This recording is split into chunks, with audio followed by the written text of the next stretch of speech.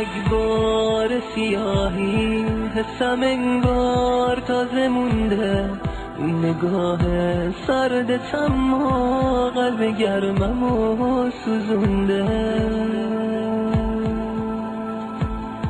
من نگاه ساده بودم و قلب تو ساده ندیدم، جز فریبون حس غربت من از عشقمون نچیدم.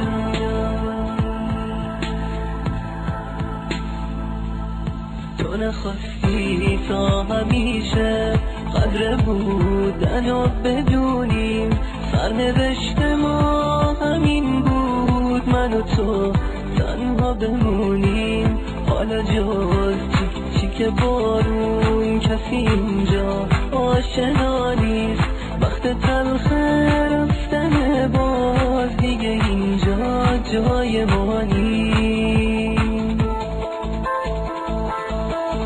من و بارون تو خیابون داریم از فردا میخونیم که دوباره نکنه ما تنها بمونیم. من و بارون تو خیابون سنتری چاوان داریم از فردا میخونیم که دوباره نکنه ما تنها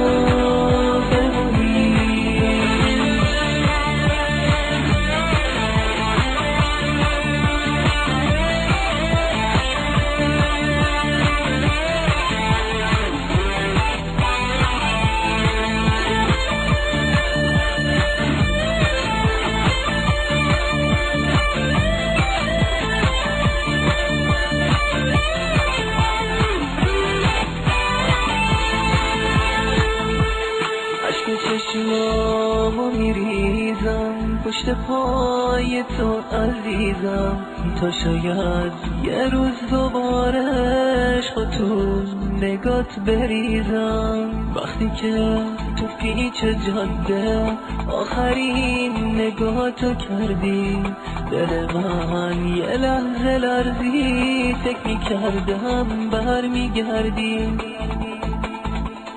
فکر میکردم جای عشق کینه تو